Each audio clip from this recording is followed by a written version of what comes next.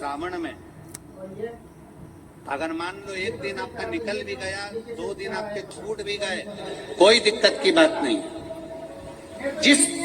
जो पेड़ तुम्हारे यहाँ लगाओ, जो पौधा तुम्हारे यहाँ लगाओ, जो वृक्ष तुम्हारे यहाँ लगाओ, जो क्यारा तुम्हारे यहाँ, कुंडी तुम्हारे यहाँ, उसी की मिट्टी को, उसी के पेड़ के नीचे, उसी पौधे के नीचे, उस मिट्टी को थोड़ा सा हाथ से उसको उठाकर एक लिंग की आकृति बना ले। उसमें जलाधारी बनाने की जरूरत नहीं, केवल लिंग की आकृति बनाकर उसी की पूजन वहीं कर पानी चढ़ाकर 15 से 20 मिनट बाद अपना काम करने के बाद उसी को उसी मिट्टी में विसर्जन कर दें अपनी कामना कर देव अधिदेव महादेव 2 महीने के बाद क्या देगा ये वही जान सकता है। सोमवार के दिन तू मेरे मंदिर के दरवाजे पर चौखट पर बैठ जाना, और दूसरा प्रतिदिन शाम के समय पर तू बेलपत्री के पेड़ के नीचे बैठ जाना। जो तेरी बेल वृक्ष के नीचे सेवा करने आए, जो शंकर जी के मंदिर में सोमवार को जल चढ़ाने आए, उसका जो पात्र जल चढ़ाकर जब वो घर लेकर जाए, उसके पीछे पीछे, पात्र के पीछे पीछे तू जाना और उसके घर में लक्ष्मी का भंडार भरकर। लक्ष्मी बेलपत्र के वृक्ष के नीचे तू विराजमान हो जा। उस बेलपत्र के वृक्ष के नीचे जो बुआरी लगाए, सेवा करे, चाकरी करे, एक बेटी को जैसे बड़ा करते हैं वैसे बेलपत्री के वृक्ष को जो बड़ा करे, बेलपत्री के वृक्ष का जो पालन करे, पोषण करे, उसकी संभाल करे, उस बेलपत्री के वृक्ष को जैसे जैसे वो उन्नति करे वैसे वैसे उसके घर में समृद्धि बढ़ते जाए। जिसका खुद का मकान नहीं है, खुद का मकान नहीं हो, किराए के मकान में रहते रहते जिंदगी बीत रही, खुद का नहीं, और बहुत दुख का जीवन चल रहा हो, बहुत कष्ट का जीवन, बहुत अपना खुद का कोई मकान नहीं, मान लो प्लाट है पर मकान बन नहीं रहा, या कोई प्रॉपर्टी अपनी नहीं बन रही, तो हम इस व्यासपीठ से कहना चाहेंगे कि एक प्रयोग अवश्य करिएगा, एक प्रयोग अवश्य। अपने आसपास के 5-6 बेलपत्र के वृक्ष देख लीजिए, अपने आसपास के नजदीक के 5-6 बेलपत्र के बड़े बड़े वृक्ष देख लो या छोटे वृक्ष देख लो।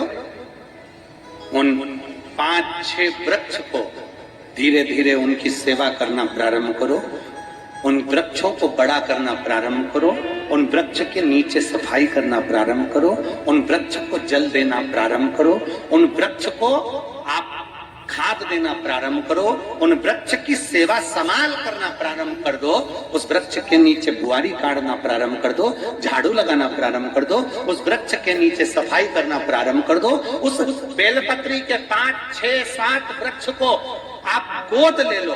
गोद लेना मतलब मैं इसकी सेवा करूंगा, मैं इसमें जल दूंगा, मैं इसके खाद दूंगा, मैं इसकी सेवा करूंगा, कुछ मत करो, बस केवल इस शरीर से उस बेलपत्र के वृक्ष की सेवा करना रोज प्रारंभ कर दो। 6 महीना इंतजार करना और 6 महीना लगातार सेवा करना, 7वां महीना आपका और हमारा, और बताना कि भोलेनाथ ने प्रॉपर्टी दिलाई कि नहीं दिलाई और आगे बढ़ा है।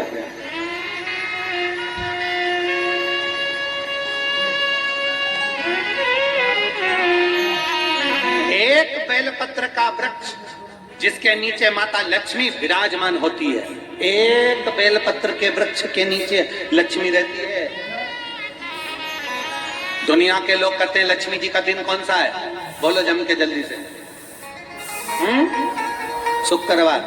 दुनिया के लोग कहते हैं लक्ष्मी जी का दिन शुक्रवार है, पर माता लक्ष्मी से पूछा जाए कि तुम्हारी माता ख्याति देवी नारायण भगवान के साथ तुम्हारी शादी नहीं कर रही थी, शंकर को लक्ष्मी दे रही थी, तब तुमने भगवान शंकर से विनती करी, भोले बाबा मैं नारायण से प्रेम करती हूँ, भगवान नारायण से मेरा विवाह हो। तो माता ख्याति देवी से शंकर भगवान ने विनय कर कहा कि लक्ष्मी जी का विवाह नारायण के साथ कर दिया जाए।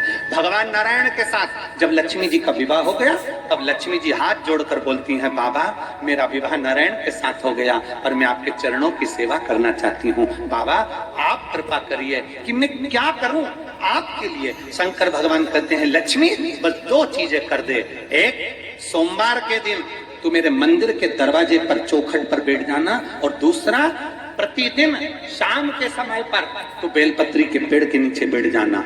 जो तेरी बेल वृक्ष के नीचे सेवा करने आए, जो शंकर जी के मंदिर में सोमवार को जल चढ़ाने आए, उसका जो पात्र जल चढ़ाकर जब वो घर लेकर जाए, उसके पीछे पीछे, पात्र के पीछे पीछे तू जाना और उसके घर में लक्ष्मी का भंडार भरकर आए।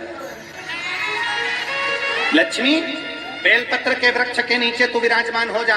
उस बेलपत्र के वृक्ष के नीचे जो बुआरी लगाए, सेवा करे, चाकरी करे, एक बेटी को जैसे बड़ा करते हैं वैसे बेलपत्री के वृक्ष को जो बड़ा करे, बेलपत्री के वृक्ष का जो पालन करे, पोषण करे, उसकी संभाल करे, उस बेलपत्री के वृक्ष को जैसे जैसे वो उन्नति करे वैसे वैसे उसके घर में समृद्धि बढ़ते जाए, उसके घर में वैभव बढ़ते जाए। ये शंकर भगवान माता लक्ष्मी से करे, भगवान शिव माता लक्ष्मी से करे। तो भस्म, अगर शिव के मंदिर में भस्म मिल जाए, शंकर पर चढ़ी हुई भस्म अगर मिल जाए तो, और अगर भस्म ना मिले ना तो शंकर के जो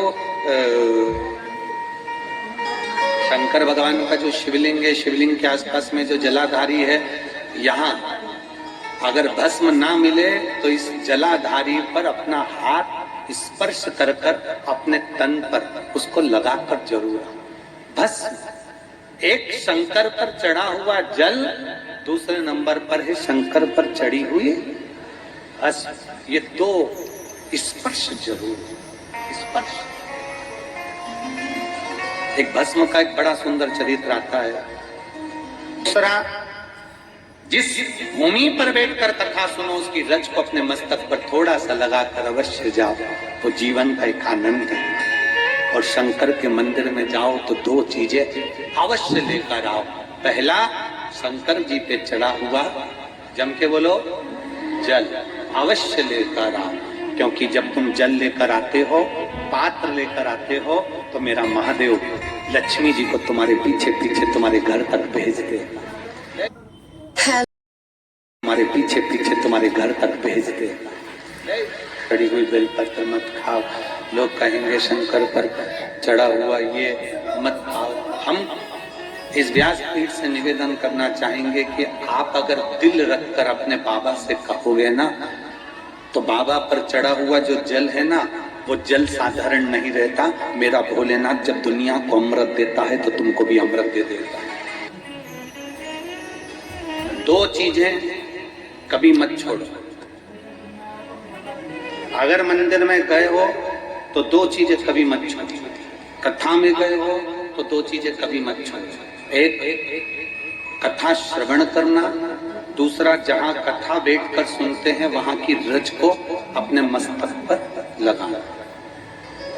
कथा सुनने के बाद आप यहाँ से जाओ, भले दरी बिछी है, आसन बिछा है, कारपेट बिछा है, उस पर अपना हाथ फेर कर उस रज को अपने मस्तक पर जरूर लगाओ। क्योंकि शिव पुराण में, भागवत पुराण में, स्कंद पुराण में, कुर्म पुराण में, नर्मदा पुराण में, लिंग पुराण में, नारद पुराण में, ब्रह्म वैवर्त पुराण में, जितनी भी पुराणे हैं सब पुराणों में लिखा है कि जिस स्थान पर बैठकर हम भगवान की कथा को सुनते हैं, उनको याद करते हैं, जितनी देर हम उनको याद करते हैं उतनी देर वो परमात्मा उस स्थान पर बैठा हुआ रहता है। हाथ रखकर बोलना, शंकर भगवान से तुम्हारा रिश्ता कौन सा? शिव जी से आपका कौन सा रिश्ता?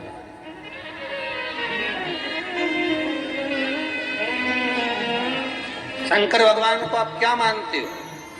हमने आपको एक संबंध बताया था कि सीहोर कुबेरेश्वर धाम आपका मायका है, तो हम आपके भाई हैं, तो शंकर भगवान आपके पिता हैं, आपके बाप हैं, आपका बाबा है, आपका दादा है।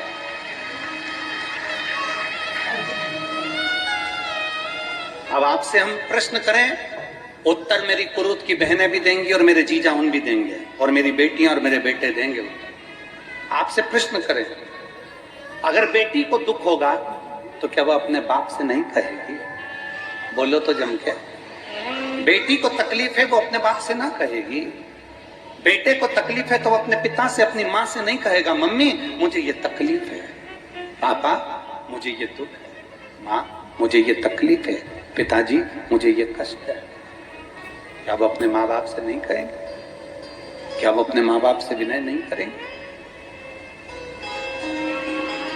और माँ, पिता, फिर उसके करीब में, उसके नजदीक में जो भी होता है वो माँ बाप निकाल कर उसको दे देते हैं, माता पिता उसको दे देते हैं। माता लोग कहते हैं कि शंकर जी पे चढ़ा हुआ जल मत पियो, लोग कह देते हैं शंकर जी पे चढ़ी हुई बेलपत्र मत खाओ। कोई इस बहन से पूछे, सुनीता सोनी से, कि शंकर पर चढ़े हुए जल से उसकी गांठ जो डबल से उसके शरीर में आ गई थी वो समाप्त हो गई, तो जरा विश्वास करिएगा कि एक बेटी अपने माँ बाप से ही तो कहेगी, और बाप के पास में जो होगा वही तो अपनी बेटी को देगा दुख को मिटाने के लिए। तो मेरे शंकर भगवान के पास तो उसका चढ़ा हुआ जल है। दूसरा, जिस भूमि पर बैठकर कथा सुनो उसकी रज को अपने मस्तक पर थोड़ा सा लगाकर अवश्य जाओ, वो जीवन का एक आनंद है। और शंकर के मंदिर में जाओ तो दो चीजें अवश्य लेकर आओ। पहला, शंकर जी पे चढ़ा हुआ, जम के बोलो, जल अवश्य लेकर आओ, क्योंकि जब तुम जल लेकर आते हो, पात्र लेकर आते हो, तो मेरा महादेव लक्ष्मी जी को तुम्हारे पीछे पीछे तुम्हारे घर तक भेज दे। दो चीजें लेकर अवश्य आओ। और शिव पुराण में जाओ तो दो चीजें लेकर अवश्य जाओ। पहले नंबर पर शंकर की कथा और अपने अंदर विश्वास कि मेरे महादेव की मैंने कथा सुनी है, अब मैं भटकूंगी नहीं। सारी दुनिया में मैंने ठोकर खा ली, अब कहीं ठोकर नहीं खाऊंगी, अब तो दरवाजे पर महादेव के जाऊंगी, बाकी क्या। दूसरा, कथा में बैठी हूँ बाबा के इस रज को, ये रज नहीं है, ये धूल नहीं है, ये मेरे बाबा के कैलाश 12 ज्योतिर्लिंग का चंदन है, इसको मस्तक चढ़ाऊंगी अपने हृदय से। लाते हो आप लोग? हाथ उठाओ जरा, रख, बहुत बढ़िया, प्रणाम आप सभी को, नमन। 2 बूंद जल लेकर आओ, बदला नहीं पियो तो उस जल को अपने घर में छीड़ दो।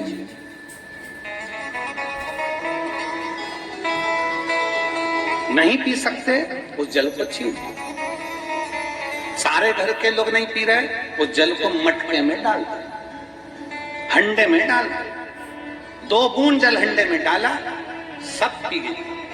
आपको अलग अलग किसी को देने की जरूरत नहीं पड़ती, किसी को नहीं। हंडे में डाल दो, मटके में डाल दो, सब उस पानी को पीना रात।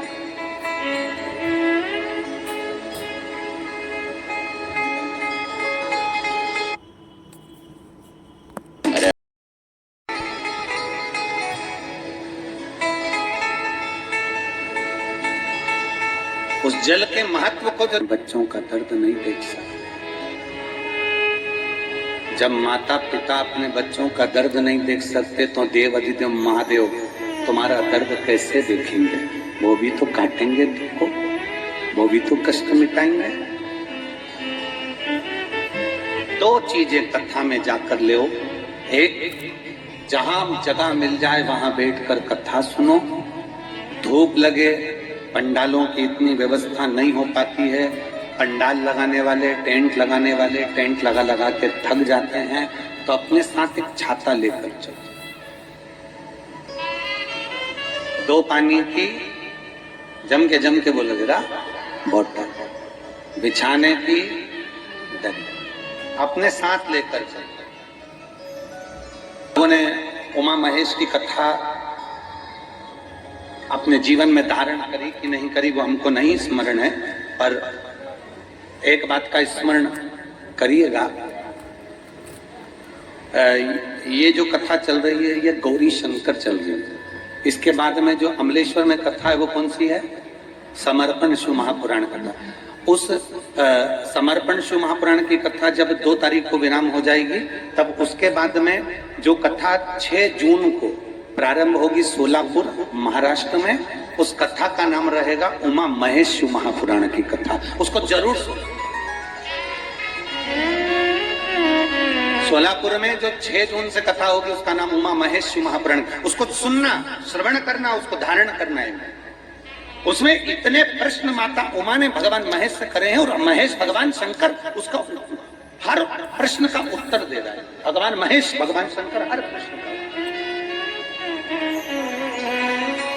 बाबा बोले माता उमा ने भगवान शिव जी से, महेश भगवान से, भगवान शंकर से करेंगे, बाबा भोलेनाथ जी बताओ संसार में जन्म लेने वाले व्यक्ति के जीवन में उसके भाग्य में अगर सुख नहीं है, उसके भाग्य में खुशियां नहीं है, उसके भाग्य में कोई अच्छा है ही नहीं, तो वो जीव क्या करेगा? वो जीव क्या करेगा?